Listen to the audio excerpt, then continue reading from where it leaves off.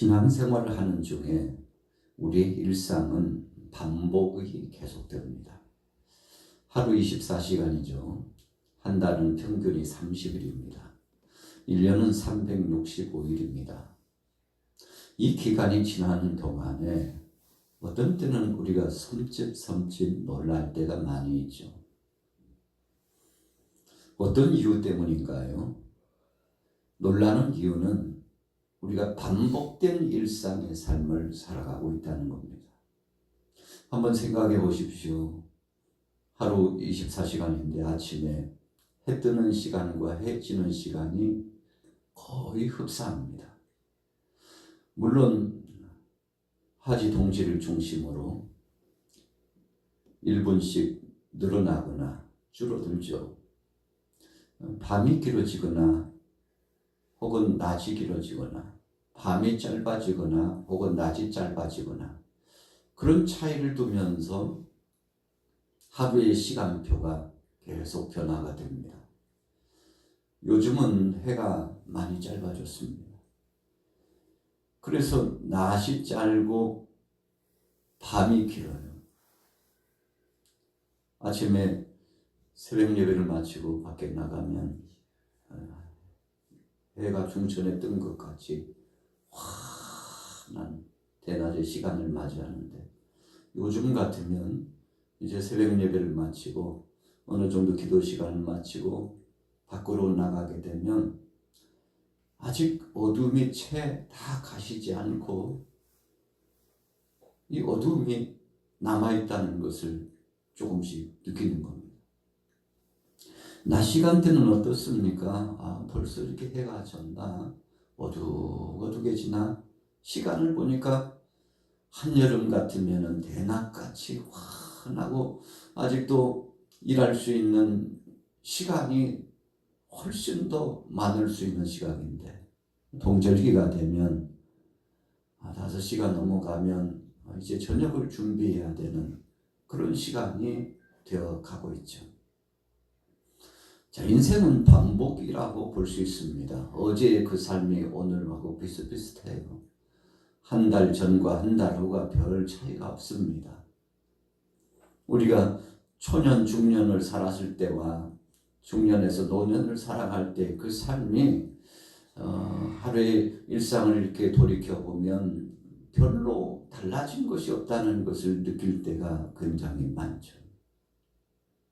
자, 오늘 본문 속에서 말씀해 주시고자 하는 것은 그럼에도 불구하고 우리 인생들의 마음이 왜 이렇게 변화무쌍하고 달라지는지 우리 자신들을 한번 성찰해 보자는 것입니다.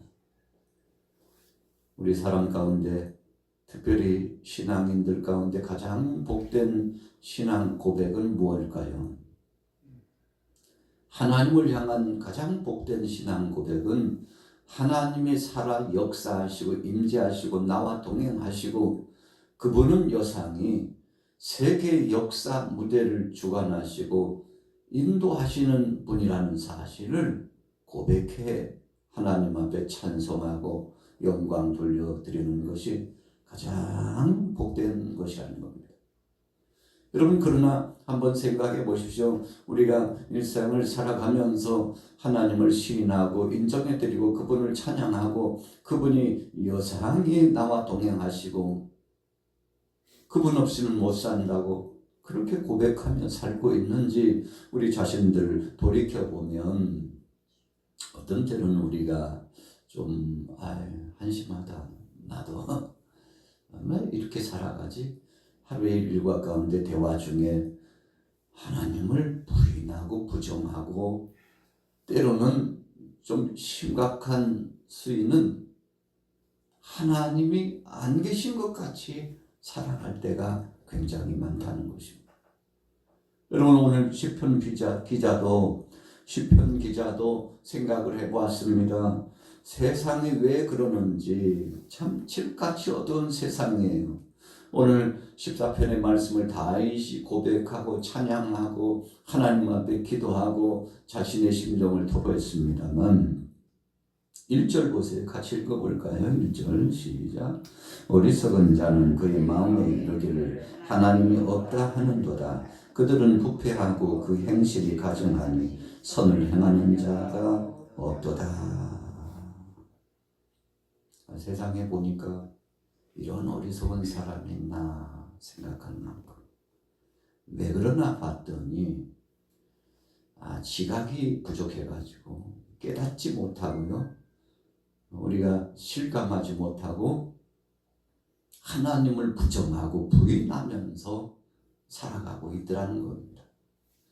주위의 측근의 사람들 보니까 참 한심해요. 어떤 때는 심각한 것이 다윗 자신도 하나님을 부인하면서 살고 있는 모습을 보면서 깜짝깜짝 놀랬다는 겁니다. 우리가 시편의 말씀을 보면 그 말씀이 어떤 때는 다른 대상에 대해서 말씀하는 것 같고 나와는 상관없는 말씀처럼 그렇게 고백되어지고 하나님 앞에 서서 자신의 고백을 하고 있는 것 같지만, 그러나 깊이 들어가 보면 자신과는 상관없는 것이 아니라 자신과 상관 있는 고백이라는 것을 알 수 있게 되는 겁니다. 자, 2절에 보십시오. 여호와께서 하늘에서 인생을 굽어 삼키사 지각이 있어 하나님을 찾는 자가 있는가 보려 하신즉 다 치우쳐 함께 더러운 자가 되고 선을 행하는 자가 없으니 하나도 없도다. 여러분, 하나님을 인정하고 시인해드리고 찬송하고 그분 앞에 경배해 드릴 수 있는 것은 지각이 깨어 있어야 합니다. 깨닫지 못하는 사람은 참 짐승만도 못하다, 그런 표현들이 있잖아요. 사람이 미련하고 우둔하고 악하면 정말 우리가 봐도 놀랄 만큼 사람들이 이렇게 악한가? 아주 심각할 만큼, 걱정이 될 만큼 악한 세대, 악한 사람들을 만나게 되죠. 그러나 오래 가지 않아요. 멀리 가지 않습니다. 나 자신이 똑같은 길을 가고 있다는 사실. 그래서 우리가 부메랑을 알잖아요. 힘껏 던졌는데 얼마 되지 않아서 자신에게 唰 돌아와요. 그것을 만든 사람 참 기가 막힌 아이디어죠. 그래서 이걸 문구점에서 또 가까운 곳에서 살 수 있는 곳에 가면은 팔죠. 부메랑 그렇게 비싸지 않아요. 요즘은 놀이기구로서 많이 활용하죠. 자신 앞에서 멀리 힘껏 던지면 던질수록 더 탄력이 붙어가지고요. 날아 되돌아올 때는 신속하게 바람소리를 내면서 휙 하고 날아옵니다. 이 되돌아와요. 여러분, 오늘 본문의 말씀은 바로 그런 말씀을 주시는 겁니다. 나는 아니라고 부정하지만 다윗도 생각해 본 겁니다. 주위에 있는 측근들과 참 못된 사람들이 많고 하나님을 부정하는 사람들은 많지만 사실은 독백처럼 자기 자신을 향하여서 호소하고 자기를 채찍질하고 있는 모습이 감추어진 채 하나님 앞에서 자신을 되돌아보고 있다는 사실을 본문에서 우리는 발견해 보는 거죠. 그래서 지각이 있어야 하나님을 찾는다. 2절에 그랬죠. 여러분, 미련하고 우둔하면 하나님 찾을 수 없어요. 그래서 어리석다는 겁니다. 왜 어리석은 겁니까? 하나님 찾지 않는 것은 멸망의 길로 가는 것이고 하나님을 찾지 않는 것은 깊은 수렁으로 빠져서 도무지 소망이 없는 곳으로, 나락으로 떨어지는 거죠. 영적으로 보면 지옥불에 떨어지는 것입니다. 부자가 살았을 때는 몰랐는데 죽고는 음부에 떨어져 가지고 깊은 음부에 떨어졌는데 지옥으로 떨어졌죠. 그런데 멀리 낙원이 보여요. 천국이 보이는 겁니다. 예수님께서 주신 비유의 말씀입니다만 부자와 나사로에 대한 말씀, 예수님이 주셨으니까 얼마나 정확하고 실감나고 확실한 말씀이었을까요? 어떤 사람들은 천국을 부정해요. 지옥도 부정합니다. 하나님이 있긴 어디 있느냐고. 그러나 성경은 분명히 증언하고 말씀합니다. 예수님께서 주시는 이 말씀은 이 땅에 사는 동안에, 이 땅에 살아가는 동안에 이 지각이 없어가지고 잘 몰랐던 인생들이 있다는 겁니다. 그래서 멀리 보이는 천국을 바라보면서 부자가 소스라치게 놀라고 두고 온 형제들이 생각나가지고 나는 이렇게 되고 음부에 떨어졌지만 우리 형제들만큼은 여기에 오지 않았으면 좋겠어가지고 소원을 하고요. 나사로라도 보내가지고 좀 이 중한 소식을, 복음을 전해달라는 거죠. 그러나 뭐라고 말씀하고 결론하고 있습니까? 이 시대에 살아가는 동안에 하나님께서 각 사람들에게 다 기회를 주셨다는 말씀으로 결론합니다. 그거 걱정할 거 없어. 나사로가 여기서 가 필요 없어. 거기에서는 거기서대로 생명의 복음이, 하나님의 말씀이 뭇 사람들을 통해서 전해지고 있다는 것입니다. 이 부자는 자신 앞에 온 이 나사로를 통해서 또 더 나아가서 주위에 있는 사람들을 통해서 하나님의 생생한 말씀, 복음을 들을 수 있는 기회가 있었습니다. 그럼에도 불구하고 부정한 거죠. 왜 부정했습니까? 그때는요, 어두워졌어요. 눈도 어둡고 마음도 어둡고 생각도 어둡고 영안이 어두워가지고는 밝히 보지 못하고 깨닫지 못했다는 것입니다. 이런 말씀에 대한 것을 지각이 있나 없나로 오늘 본문 말씀에 표현해주고 있는 겁니다. 그래서 성령께서 지혜롭고 믿음의 사람들에게는 가까이 오셔서 깨닫게 해주시고 도와주시는 거죠. 그래서 깊은 수렁으로 빠지지 않고 영원한 지옥불에 떨어지지 않고 하나님을 인정하고 그분이 주신 생명의 복음을 아멘으로 받아들이고 그 복음 안에서 구원과 영광스러움을 체험할 수 있는 기회를 부여잡게 되도록 하시는 거죠. 자, 오늘 4절로 넘어가 볼게요. 자, 읽어보겠습니다. 4절 시작. 죄악을 행하는 자는 다 무지하냐. 그들이 떡 먹듯이 내 백성을 먹으면서 여호와를 부르지 아니하는도다. 그러나 거기서 그들은 두려워하였으니 하나님이 의인의 세대에 계심이로다. 부자가 놀란 것처럼 이 악한 자들이 깜짝 놀랐어요. 하나님은 의로운 자 편이시구나. 하나님은 한번 약속한 것을 지키시는 분이구나. 시간이 지나버렸습니다. 여러분, 우리가 정류장에 가서 버스를 타려고 하고요. 또 지하철역에서 전철을 타려고 하면 정해진 시간이 되면 정확하게 특별한 일이 없는 한 정확하게 그 시간에 정류장을 지나고 역을 지나칩니다. 그래서 우리는 몇 시 몇 분에 차를 타려고 하면 미리 가서 기다립니다. 미리 가서 기다려요. 적어도 5분 전, 10분 전에 미리 갑니다. 시간 빠듯하게 가면 숨이 차게 헉헉거리면서 달려갔는데 자기가 눈으로 보는 앞에서 그 기차가, 그 버스가 가고 있는 이 10초만 빨랐어도 30초, 1분만 빨랐어도 탈 수 있었는데 여러분, 그런 겁니다. 오늘 본문에 분명히 말씀했죠.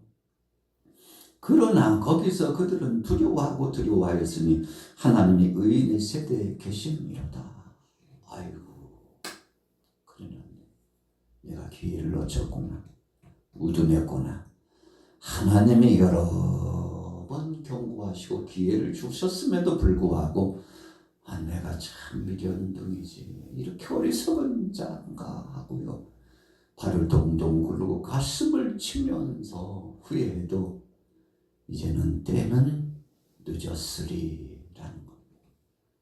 오늘 본문에 참 실감나게 표현이 된 겁니다. 자, 6절 봅니다. 너희가 가난한 자의 계획을 부끄럽게 하나 오직 여호와는 그의 피난처가 되시도다. 이스라엘의 구원이 시온에서 나오기를 원하는도다. 여호와께서 그의 백성을 포로된 곳에서 돌이키실 때 야곱이 즐거워하고 이스라엘이 기뻐하리로다. 여러분, 우리가 조건이 안 좋다고 해서 그 조건 때문에 그 사랑을 폄하시키거나 조롱해서는 안 됩니다. 참 지지리도 가난한 사람들은 어쩌다가 저렇게 사나? 우리처럼 좀 누리고 살지. 왜 이렇게 궁상을 떠나 몰라, 진짜. 여러분, 우리는 어떤 때는 약한 자를 보면서, 가난한 자를 보면서, 병들어 신음하고 고통당하는 자를 보면서 오히려 그들을 위로하기보다는 폄하시키고 공격하고 드러내놓지는 않고 있지만 속으로 조롱할 때가 꽤 많이 있을 수 있습니다. 조금 낫다고 잘난 체하고 조금 더 있다고 없는 사람들을 무시하고 조롱하려고 할 때가 있다는 거죠. 여러분, 우리는 그렇게 약한 존재입니다. 우리는 하나님 앞에서 참 무지한 존재입니다. 하나님이 살아계시다는 것을 부정하고 살기 때문에 그런 태도가 나오고 그런 말이 나오는 겁니다. 우리가 성경에 보면 하나님께서는 가난하고 약한 자 편에 하나님이심을 계속 말씀하고 있죠. 오늘 다윗이 어쩌면 약한 모습의 상황이었는지 몰라요. 그리고 상대는 정말 엄청난 권세와 힘을 가진 자였을지도 모릅니다. 그런데 자기를 무시하고 조롱하고 죽이려고 하고 붙잡으려고 군사를 동원하고 다윗의 그 생애의 삶을 보면 그렇잖아요. 사울이요, 다윗의 일가를 처단하려고. 그리고 성경에 보면 다윗의 이 가족들이 다윗과 더불어서 참 다윗이 어렸을 때 얼마나 가족을 위해서 헌신하고 사랑하는 사람이었습니까? 그런데 자기 때문에 가족들이, 친족들이 피난을 가야 되는 참 안타까운 상황. 이런 그런 상황을 경험했다고 한번 생각해 보세요. 참 눈물이 앞을 가리고 마음이 아파서 괴로웠을 겁니다. 자, 자기가 약했을 때, 가난하고 정말 부족함이 많았을 때, 그럼에도 불구하고 상황은 악조건이 계속되지만 그럼에도 불구하고 다윗은 하나님을 부인하지 않고, 그럼에도 불구하고 하나님은 우리 가족 편이고 우리 친척 편이고 하나님은 내 편이라고 그렇게 고백했다는 것입니다. 그런데 주위 사람들이 다윗을 업신여겼죠. 다윗을 공격했습니다. 죽이려고 도전해 왔습니다.